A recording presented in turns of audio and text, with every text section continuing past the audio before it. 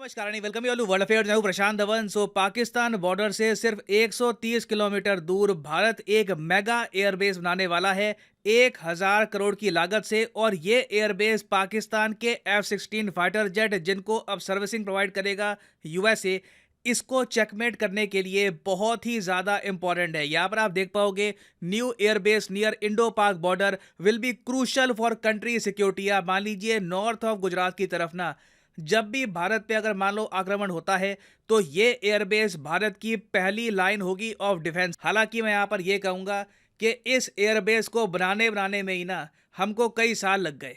2002 में अटल बिहारी वाजपेयी जी के टाइम में भारत ने सोचा था कि गुजरात के दीसा में ये एयरबेस बनाया जाएगा, मगर 2002 से लेकर अब 2022 आ रहा है, अब जाके इसकी कंस्ट्रक्शन स्टार्ट होगी और 2024 के आसपास ये एयरबेस बनेगा ना। मैं चाहता हूं कि इससे रिलेटेड सरकार ने एक वीडियो करी है रिलीज, एयरफोर्स ने ये वीडियो करी है रिलीज, तो ये वीडियो आप देखिए, इससे आपको थोड़ी सी और अंडरस्टैंडिंग मिलेगी कि दीसा एयरबेस की इंपॉर्टेंस क्या है।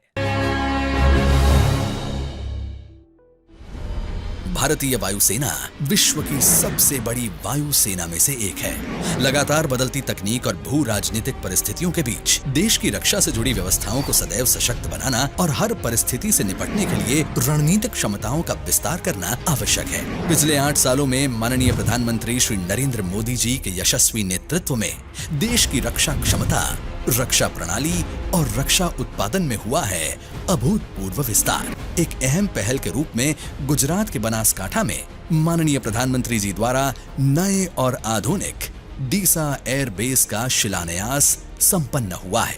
बनासकांठा में विकसित होने वाला ये एयरबेस देश की वायु सीमाओं की सुरक्षा को मजबूती देने के लिए रणनीतिक रूप से महत्वपूर्ण है।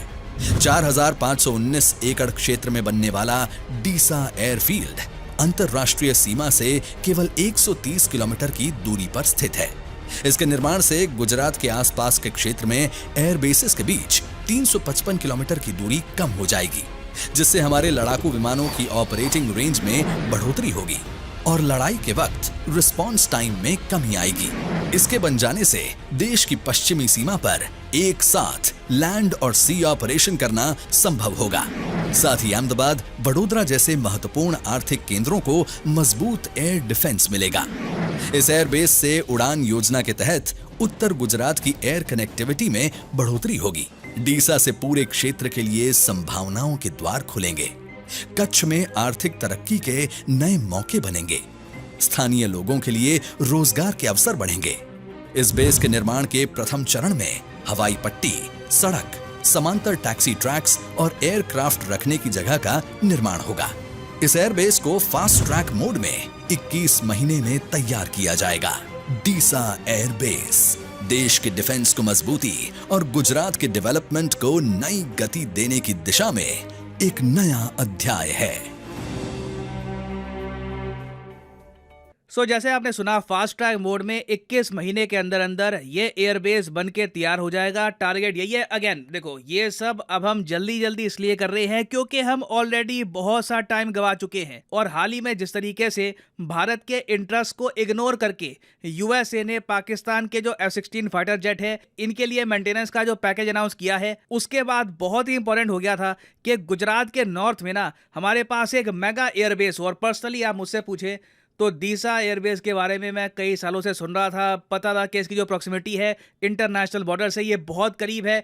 यूजुअली आप देखोगे एयरबेसेस थोड़े पीछे को होते हैं, बॉर्डर के इतने करीब होते नहीं है। तो ये आप कह लीजिए इंडिया का बड़ा एक अग्रेसिव मूव है। ये एयरबेस बहुत ही इंपॉर्टेंट होगा। कल को अगर मान लीजिए हमको पाकिस्तान के सिंध के आसपास कुछ ऑपरेशन करने हैं तो उसके लिए ये एक बहुत ही ज्यादा क्रिटिकल एयरबेस रहने वाला है। और सबसे फैसिनेटिंग बात मुझे यहाँ पर यह लगी कि इस एयरबेस में ना एक सिंगल एयर स्ट्रिप होगी, मगर वो एयर स्ट्रिप बहुत ज्यादा लंबी होगी। तो बोइंग 716 एयरक्राफ्ट, जो ट्रांसपोर्ट एयरक्राफ्ट होते हैं, भारी भरकम एयरक्राफ्ट, वो भी हम यहाँ पर कर सकते हैं लैंड। 1000 मीटर लंबा इसका रनवे होगा। और आप इमेजिन कर सकते हैं, अगर एक एयरबेस पर ही आप 1000 करोड़ रुपए खर्च रहे हैं तो डेफिनेटली आप एक state of the art airbase बनाने वाले हैं। और भारत के पास टोटल आप अगर देखो तो 60 एयरबेस आपको मिलेंगे, जिनमें से 5 ऑलरेडी गुजरात में हैं। ये गुजरात का टोटल छठा एयरबेस बन जाएगा। और अगर आप सोच रहे हैं कि F-16 से इसका क्या रिलेशन है, मैं बार बार F-16 की बात क्यों कर रहा हूं, समझाता हूं आपको। पाकिस्तान के पास जितने भी F-16 फाइटर जेट है, पहली बात तो ये आपको पता होगी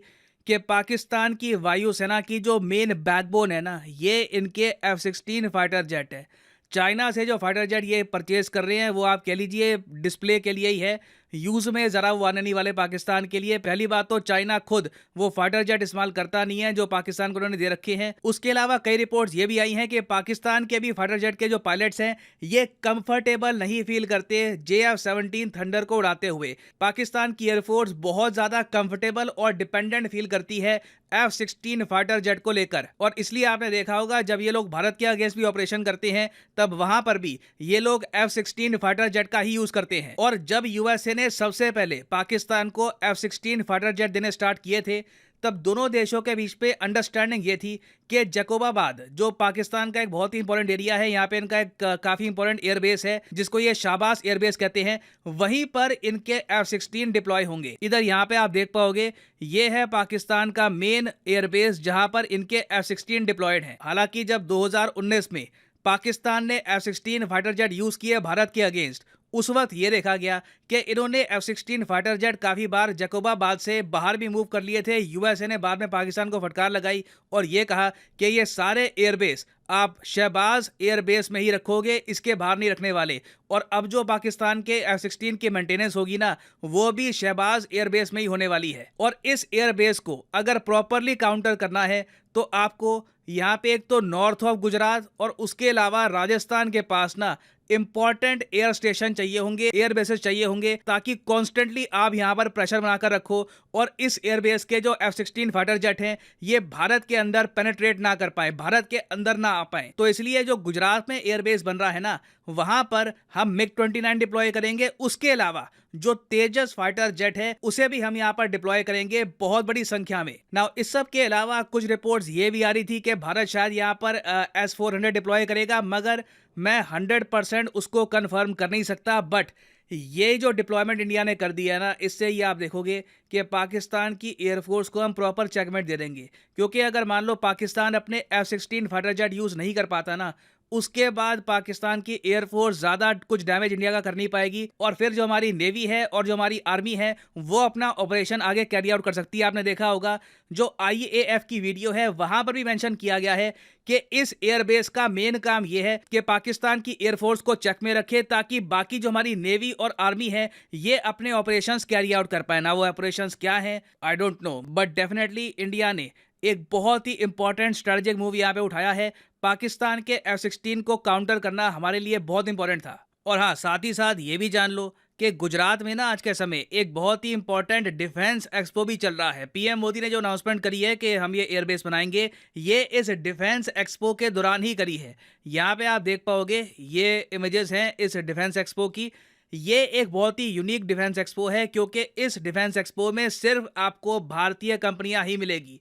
अभी रिसेंटली आपको याद होगा एक आर्टिकल आया था जहां पर यह कहा जा रहा था कि भारत जिस तरीके से बाहर से वेपन्स इंपोर्ट नहीं कर रहा, तो इससे भारत के पास हथियारों की कमी ना आ जाए। ये आर्टिकल वेस्टर्न मीडिया में पब्लिश हुआ था।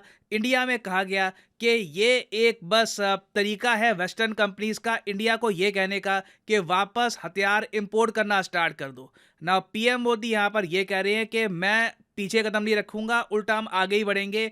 बहुत ही जल्द एक और बहुत ही बड़ी लिस्ट आएगी जिसमें 100 और आइटम्स होंगी जिनको इंडिया इंपोर्ट करना बंद कर देगा।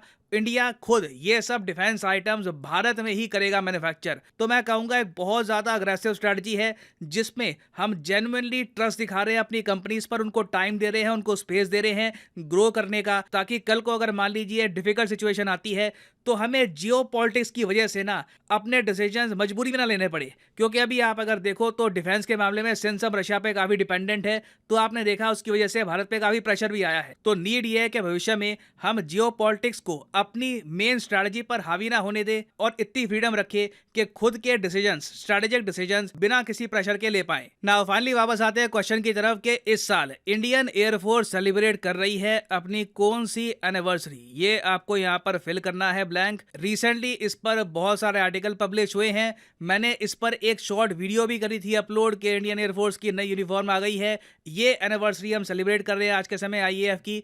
तो आंसर करिए कमेंट सेक्शन में 100th, 90th, 50th, 150th कौन सी एनिवर्सरी चल रही है इस साल आईएएफ की। मैं जेन्युइनली जानना चाहूंगा कि कितने लोग सही आंसर करते हैं यहाँ पर, और जो लोग वैसे सही आंसर करेंगे उनकी कमेंट को मैं हार्ट दे दूंगा ताकि बाकी लोग भी समझ पाएं कि सही आंसर क्या है। और फाइनली यहाँ पर मैं ये भी ऐड कर दूं कि आप किसी भी एग्जाम की तैयारी कर रहे हैं, चाहे UPSC, SSC bank, NEET, IIT, JEE, comment section में जाओ इस वीडियो की और यहाँ पे पिन कमेंट में आपको मिलेगा ये लिंक, और यहाँ पे आप परचेज कर सकते हैं the course of your choice. For example let's say आपको परचेज करना है आईआईटी एग्जाम का कोर्स, तो सिंपली यहाँ पर क्लिक करिए आईआईटी पर और यहाँ पे आप परचेज कर पाएंगे कोर्स ऑफ योर चॉइस। और जो प्राइसेस यहाँ पर लिखी है ना, फॉर एग्जांपल यहाँ पे आप देख पाओगे लिखा है कि आप 42 मंथ का जो कोर्स है ये आप परचेज कर सकते हैं सिर्फ 1900 रुपये पर मंथ देकर। ये प्राइस पे करने की आवश्यकता बिल्कुल नहीं है। सिंपली यहाँ पर कोड यूज करिए PD10 और प्राइसेस गिरना स्टार्ट हो जाएंगे। ये कोड आपको डिस्काउंट देगा यूपीएससी, एसएससी, नीट किसी भी एग्जाम के कोर्स में on Unacademy. So use the code PD10 and save your hard earned money. So इसी नोट के साथ ये है वीडियो का अंत। Thank you for listening and as always God bless you all.